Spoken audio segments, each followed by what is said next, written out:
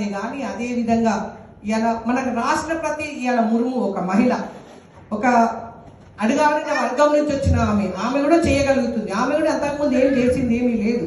ఇలా ఆర్థిక మంత్రి ఇలా చూసినాం సీతారామన్ గారు, సుష్మా స్వరాజ్ గారు, ఇట్లా చెప్పుకుంటూ పోతే ప్రతి దగ్గర లేడీస్ అక్కపని. ఇవాళ మొన్న చెప్తున్నారు మా వారు అమరేందర్ రెడ్డి గారు అడ్వకేట్, ఇవాళ కోర్టులో చూసినట్టయితే అందులో దాదాపుగా 16 మెంబర్స్ జడ్జిలు ఉంటారట, దాదాపుగా అంటే 14 మెంబర్స్ మహిళా జడ్జిలే ఉన్నారట. ఇలా చూస్తున్నాం ఏసీపీలు కానీ, సిపిలు కానీ, ఇలా కమిషనర్లు కానీ, కలెక్టర్లు కానీ, ఇలా ఏ విధంగా మన మహిళలు పనిచేస్తాం. మన హన్మకొండలో ఏ విధంగా రాణి రుద్రమయ్య వెళ్ళిన గడ్డలో ఇలా కలెక్టర్లు ఇద్దరు కూడా మహిళలే, కమిషనర్ మహిళనే. అంటే చేయగలుగుతున్నాం, చేస్తాం అంటే తప్పకుండా చేస్తాం అనేది మన దగ్గర మనం ఒక దృఢ సంకల్పం తీసుకున్నప్పుడు తప్పకుండా చేయగలుగుతాం అనేది. అదేవిధంగా ఇలా డాక్టర్గా కూడా, ఇలా డాక్టర్గా లేడీస్ ఉన్న వాళ్ళు ఏ విధంగా కష్టపడి పని చేస్తున్నారు మనం చూస్తున్నాం. మన గెస్ట్ అనితారెడ్డి గారు కూడా డాక్టర్.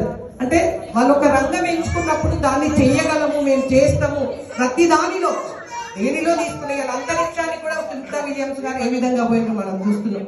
ఇలా పోలీసు అదే విధంగా మొన్న సింధూర్ ఆపరేషన్ ఏ విధంగా పాకిస్తాన్ మీద మనం ఏ విధంగా దాడి చేసినామో దాంట్లో పాల్గొన్నది 2 మహిళలు, యుద్ధంలో పాల్గొన్నది. అంటే యుద్ధం చేయడానికి కూడా మనం రెడీగా ఉన్నాము, ప్రతి దానికి రెడీ. ఇవాళ మహిళ లేకపోతే ఏది లేదు. మళ్ళీ ఇన్ని చేసినా మన మహిళ ఎంత పెద్ద జాబ్ చేయని, ఎంత పెద్దగా డాక్టరే కానీ, కలెక్టరే కానీ, మళ్ళీ ఇంటికి వచ్చి పిల్లలను చూసుకునేది ఎవరు? మళ్ళీ ఆడవాళ్ళే చూసుకోవాల్సింది. ఆడవాళ్ళే ఎంత వంట మనిషి ఉండని, ఎంతమంది మనిషి ఉండని, మళ్ళీ ఏం చేయాలి,